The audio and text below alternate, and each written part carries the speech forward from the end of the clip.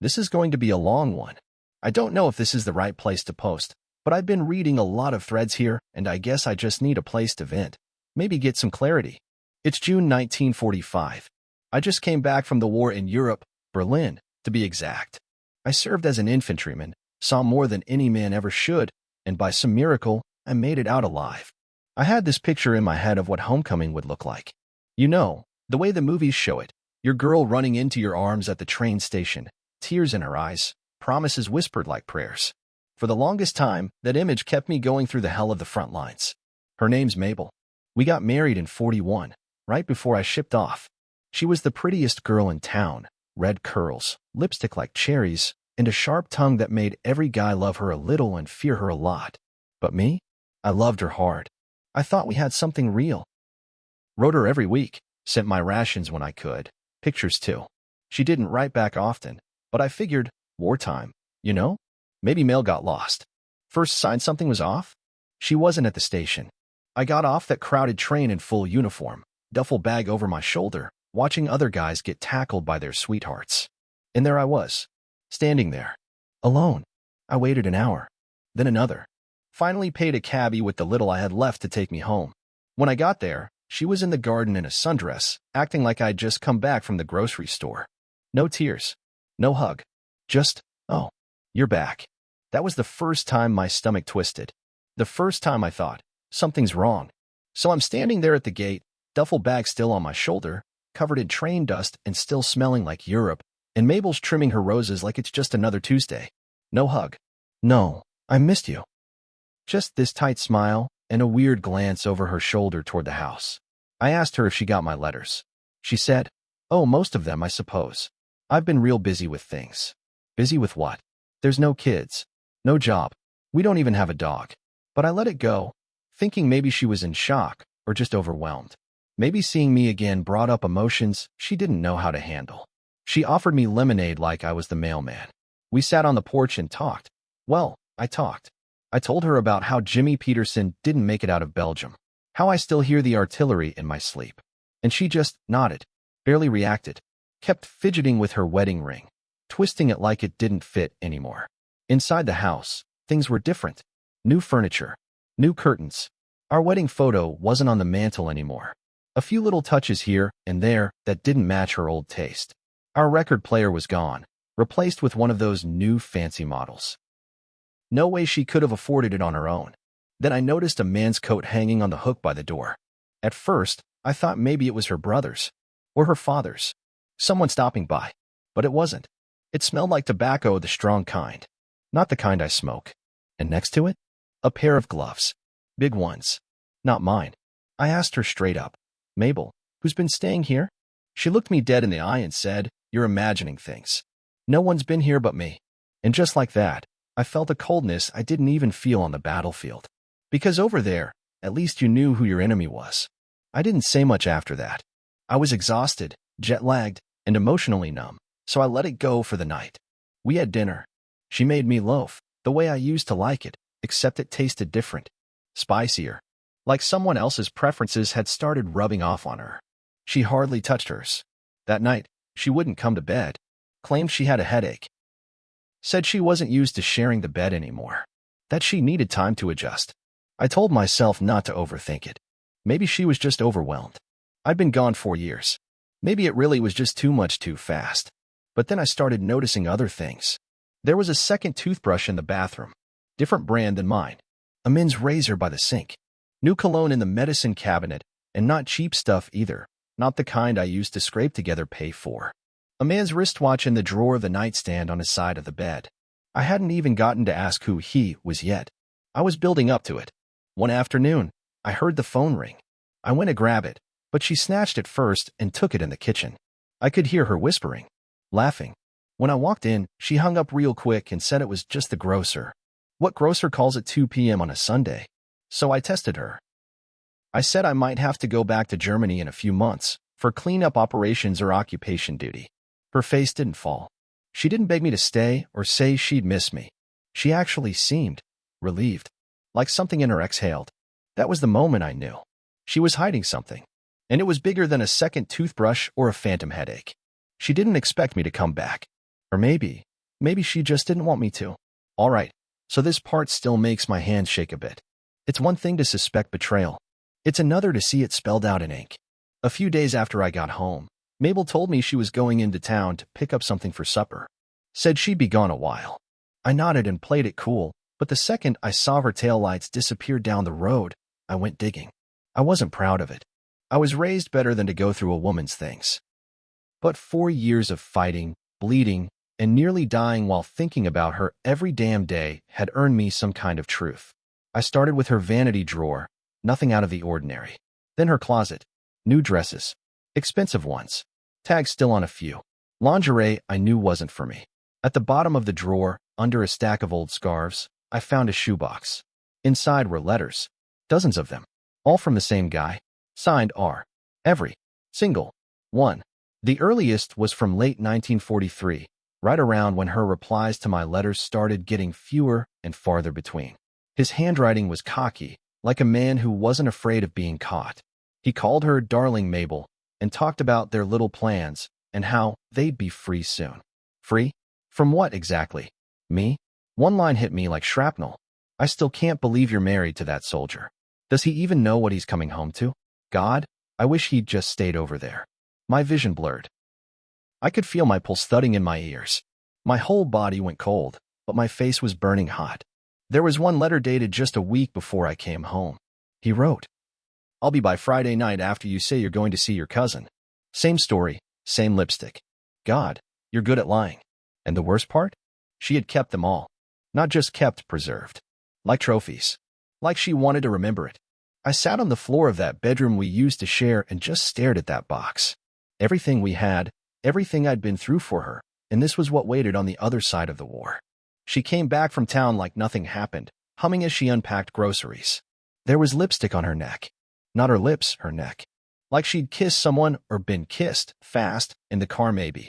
I had the shoebox on the kitchen table when she turned around. I didn't say a word. Just tapped the lid. She froze. That humming stopped mid-note. Then, with the fakest smile I've ever seen, she said, Where did you find that? No panic. No stammering. Just this smug little grin like I was the fool who'd finally caught up. I said, You want to explain who the hell R is? She sat down slowly, crossed her legs like we were about to have a polite conversation over tea. His name's Richard, she said. Well, he was there when you weren't. I couldn't believe what I was hearing. Mabel, I was fighting a war. She shrugged. And I was fighting loneliness. Fighting loneliness. I had friends die face down in mud. I had my lungs nearly collapse from cold. I had nights I begged God to just end it already. And she was here fighting loneliness with Richard? Then the lies started falling out of her mouth like water from a busted pipe. He helped around the house. He made me feel like a woman again. I didn't think you were coming back. I thought you'd be dead. You don't know what it's like to be alone for 4 years. I stared at her, trying to find any part of the woman I married still left in there. But she was gone. Or maybe she was never really there in the first place. She ended it with, Don't act like this is some huge betrayal. You've been gone longer than we were even married before you left. That hit hard. Because it was technically true. We had just under a year together before I shipped out. And now? I didn't even recognize her. She said she didn't technically cheat. That it only started after the 2nd year. That it was emotional at first. As if that somehow made it better. I asked her if she loved him. And she said, I don't know. But I don't think I love you anymore. And that's when I realized. This wasn't just betrayal. It was erasure. I wish I could tell you I handled it like a gentleman. Like a war-hardened man who'd seen worse and could stay calm. But no, I snapped. For years of holding it together through shelling, blood, and loss. And this was the thing that finally broke me. I stood there shaking, fists clenched so hard my knuckles went white. I wasn't angry just because she cheated. I was angry because she planned it. She waited for me to come home just to humiliate me to my face. To parade this box of letters like a trophy case of her new life. You know I wrote you from Bastogne? I said. You know what it was like there? We had no food. No cover. We were freezing to death under German artillery. And every night, I wrote you. Every goddamn night. She looked at me. Not with guilt. Not with regret. But with annoyance. You think you're the only one who suffered? She said. You got medals. You got a parade. I got rumors, whispers, and an empty bed every night. That was it. I grabbed the box of letters and walked outside. She followed, screaming at me not to be dramatic, not to ruin them. I dumped the whole box in the burned barrel behind the shed, lit a match, and watched every single word he wrote her turn to ash. She cried then. Not when I told her how broken I was. Not when I begged her to explain. No, she cried when her lover's letters went up in smoke. "You bastard," she screamed. "You had no right." I turned to her and said something I don't even fully remember. I think it was, "I died over there. The man who loved you died in that war. And all that's left is someone too numb to even hate you properly." I walked back into the house. Packed a small bag. I didn't have a plan, just the need to get out. She was yelling behind me the whole time, throwing accusations like grenades. "You're abandoning me. You'll regret this.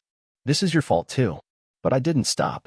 Not until I was halfway down the dirt road, bag in hand, boots hitting the gravel like a march I didn't volunteer for. That's the question that haunted me as I walked away from the house we were supposed to grow old in. Funny thing is, I didn't even know where I was going. I didn't have a car, mine was still in the shop, and her precious Richard had been using hers when he visited, apparently. So I just walked. The air was thick with late summer humidity, the kind that sticks to your skin and makes your clothes feel like lead. I passed the Jenkins place, where old man Jenkins was out front pretending not to watch. I nodded. He didn't nod back. Word must have already started spreading. I ended up at the VFW.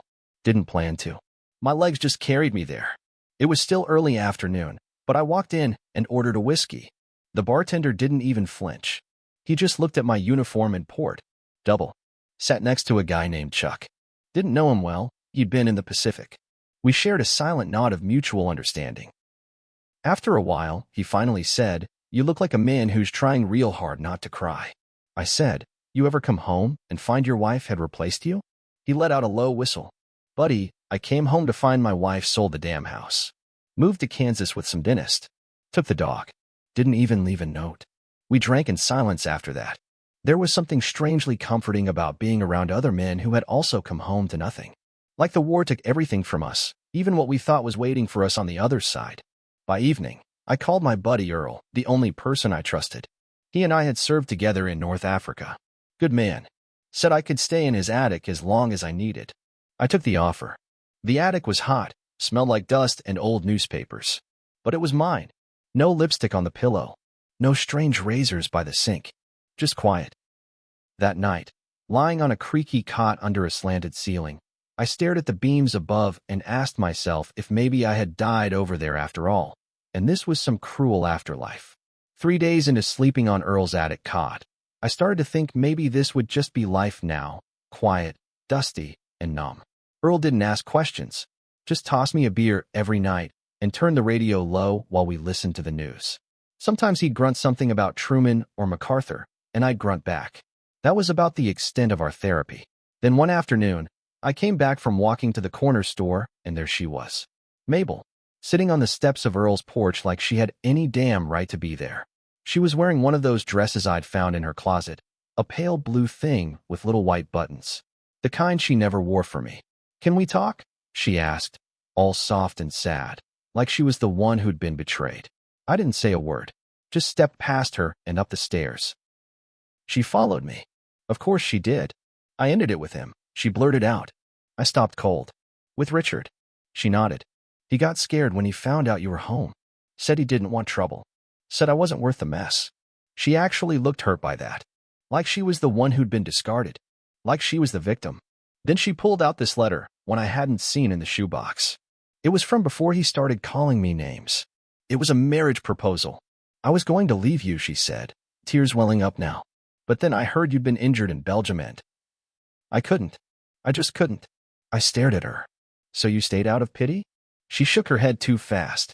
No, it wasn't like that. I was confused. I thought I loved him. I thought you were gone. I didn't know what to do. I asked her one question. "Did you ever love me?" She didn't answer right away. That pause, that god-awful pause, told me more than any words could. And then she said it. "I think I loved who you were. Before the war. But you came back. Different." I laughed. Out loud. Couldn't help it. "Yeah, Mabel. War has a way of doing that." She left not long after. Tried to cry on my shoulder. I stepped back. Told her Earl's porch wasn't big enough for both of us. But the kicker? Later that night, Earl told me he'd seen her around town with Richard just the day before. At the diner, sharing a milkshake. She lied again. So after Mabel's fake waterworks dried up and she left Earl's porch, I figured that was it. She'd go slink back to Richard and keep spinning lies until the next sap came along. I tried to move on, kept to Earl's attic, did odd jobs around town, didn't speak unless spoken to. Then, one Saturday morning, I was hauling lumber out behind the hardware store when this slick-looking guy in a tan coat pulls up in a Buick. Brand new. Still had that fresh shine, like it had never even touched a gravel road. He gets out, adjusts his tie, and walks right toward me. "You're Henry, aren't you?" he says, like he already knows the answer. I nod. "Who's asking?" "Name's Richard." I just stood there, stunned. He had this movie star jaw, clean fingernails, not a scuff on his shoes. The kind of guy who's never changed a tire in his life. My gut clenched. "I figured you'd want to hear it from me," he said. I didn't know she was still married. Not at first. I didn't believe him. You wrote her love letters addressed to my house, signed off like I didn't even exist. He had the audacity to look ashamed. "Look, I'm not proud of it. But Mabel, she made it sound like you were never coming back. Like you were dead. Or crazy. She said you had a head injury, that you'd be locked away somewhere." That caught me off guard. She said, "What?" He nodded. "Told me you went mad overseas. That you started killing animals. Said you weren't fit to come home." I damn near dropped the plank I was holding. That lie wasn't just cruel, it was calculated. She wasn't trying to fill a void. She was erasing me before I'd even had a chance to come back. Then Richard said something I didn't expect. I broke it off when I found out the truth. "I don't want any part of that. You deserve to know. She's still seeing someone else now. Not me. Some truck driver she met at the station. I should have punched him. I thought about it. But instead, I just said, 'Go home, Richard. You're not the villain you think you are, but you're not a saint, either.'" He nodded and walked off. And that's when it hit me. Mabel wasn't in love with Richard. Or anyone, really. She was in love with whoever made her feel wanted at the moment. And when that wore off, she moved on like nothing happened. I thought I'd burned everything. Every lie. Every sugar-coated profession of love from Richard. Every damn, "I miss you," she mailed while probably still sweating in someone else's bed. But life has a twisted sense of humor. Earl came back from the post office one afternoon with a yellowed envelope. No return address. Just my name, scrawled in handwriting I hadn't seen since before the war. My mother's. I opened it right there on the porch, hands shaking more than they did in the Ardennes. Inside was a single sheet of stationery, folded neatly. No date, and not addressed to me. It started with, "Mabel, I wanted to tell you this in person, but I fear what I'd say might make things worse." It was my mother writing to my wife. A letter I never knew existed. She went on. "I saw you at the fair last Sunday with that man. You weren't hiding it well. People talk. But more importantly, Henry deserves better. You may think he's different now, that the war changed him. But you didn't wait long enough to even find out who he still is. I raised a son with kindness in his heart, who carried neighbors' groceries without being asked, who took a dog bite for a boy half his size, who volunteered for a war he didn't have to fight. That man deserved a wife who would hold the line like he did. If you truly love him, you'll tell him the truth. Not to save your marriage, but to save your soul." There was no signature, just a postscript at the bottom. "You and I both know this won't get to him unless you grow the spine to let it." I guess she never did. Somehow, by the grace of timing or karma, or maybe just a lazy house cleaner, the letter found its way to me. My mother had passed just 6 months before I came home. Stroke. Mabel told me it was peaceful. Chew. After reading that letter from my mother, something inside me shifted. For weeks, I'd been living like a ghost, drifting between Earl's attic and the VFW, pretending the house I once called home didn't exist anymore. But that letter? It was a tether pulling me back. Not because I wanted to save my marriage, no. That ship had sailed, sunk, and probably been torpedoed. It was something else. I needed to face the wreckage head-on. So one morning, I grabbed my duffel, filled it with the bare essentials, and walked back down that familiar dirt road. The house looked the same, the peeling white paint, the wildflowers choking the garden, the creaky porch that used to squeak under our feet when we danced. But the air around it was heavy, thick with the ghosts of broken promises. I stepped inside, half expecting to find Mabel packing another suitcase or leaving her mark somewhere new. Instead, the place was empty. No sign of her, no Richard's Buick parked out front, no truck driver's muddy boots in the mudroom. Just silence.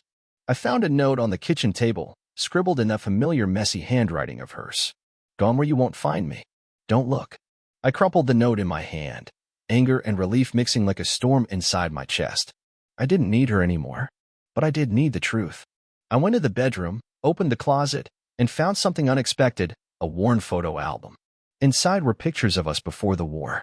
Laughing, young, innocent. Some marked with little notes in her handwriting. Our first dance. That summer we almost ran away. It hit me then. No matter how cruel and twisted things had become, that woman had once been the person I loved. I sat on the edge of the bed, thumb tracing the photos, tears finally spilling down my cheeks. I wasn't sure what came next, but I knew one thing. I had to rebuild myself. Not for her. Not for Richard. Not for the lies. For me. After that day back at the house, I felt hollow and tired in a way I hadn't known possible. Like the war had just finished with me all over again, but this time in a battle I never signed up for. I started spending more time with Earl, not just crashing in his attic, but talking. Really talking. About everything and nothing. About the war, about Mabel, about what it meant to come home and find your whole world had shifted under your feet. One evening, Earl showed up with a thermos of coffee and a pack of cigarettes. Back then, that was about as close to a care package as you got. We sat on his porch, the night quiet except for the occasional bark from a dog down the street. You know, Henry, Earl said, lighting a cigarette, we all get dealt a hand. Some of us just got dealt a crooked one. I took a drag and nodded. I never thought home would feel like a stranger's place. Earl smiled, a kind of sad, knowing smile. Maybe it's not about going back. Maybe it's about building forward. What you lost doesn't have to be all you have left. That hit me harder than I expected. The idea that I could build something new, something real, without the weight of Mabel's lies and betrayal dragging me down. From then on, Earl became more than just a war buddy. He was a reminder that people could still be honest, that trust could be rebuilt, even if not with the people who broke it. Slowly, I started taking odd jobs around town, fixing fences, hauling wood, helping neighbors. It wasn't glamorous, but it was honest work. And it was mine. The nights were still hard, filled with memories and ghosts. But the days? The days started to feel like a chance. Just when I thought I was finally starting to put the pieces back together, the past came knocking again, in the form of a letter. One afternoon, Earl handed me a crumpled envelope that had arrived at the post office. No return address. Just my name, written in a shaky hand I didn't recognize. I tore it open, heart pounding, expecting to see Mabel's familiar scrawl, maybe some tear-stained excuses, or another round of twisted lies. Instead, inside was a single sheet of yellowed paper with one sentence. I never wanted to hurt you. Forgive me someday. No signature. No explanation. Just those 6 words. I sat there, stunned. Was it really from her? A ghost trying to make peace? Or someone else playing a cruel joke? That's when Earl leaned over and whispered, Henry, people who lie don't usually leave notes like that. He was right. It didn't feel like her. The bitterness, the cunning, none of it matched this quiet apology. I decided not to reply. Not yet. Because sometimes, forgiveness isn't about the other person. It's about setting yourself free. Months passed since that mysterious letter showed up. I never answered it. Maybe because deep down I wasn't sure if I even wanted forgiveness. Not from Mabel, not from anyone. But something else started to grow inside me. A quiet kind of strength that didn't come from love or hope or lies, just from acceptance. I kept working with Earl and the neighbors. I rebuilt fences, fixed roofs, and even helped teach a few local kids how to read. The war might have taken so much from me, but it hadn't taken my will to keep going. One afternoon, I found myself walking near the old train station, the place where Mabel had once waited for me, or maybe for someone else. The sun was setting, casting a golden glow over the tracks. I closed my eyes and let the weight of years fall away. And I realized, I could never change what happened, but I could decide how it shaped me. Maybe Mabel was bitter, selfish, and a liar. Maybe she shattered my heart into pieces I thought would never mend. But I was still here, still standing, still ready to live. So here I am, finally ready to wrap this up. If you made it this far, thanks for listening to an old soldier's story from the rubble of a war, both outside and inside. What I learned. People can break your heart in ways you never imagined. They can lie so convincingly, twist your reality until you don't know what's real anymore. And sometimes, those closest to you are the ones who hurt you the worst. But here's the kicker. Healing isn't about forgetting or pretending it didn't happen. It's about owning your pain, looking it in the eye, and deciding you won't let it define you. If you're going through something similar, whether it's betrayal, loss, or a relationship that's gone sideways, remember this. Your worth isn't measured by how others treat you. It's measured by how you rise after you fall.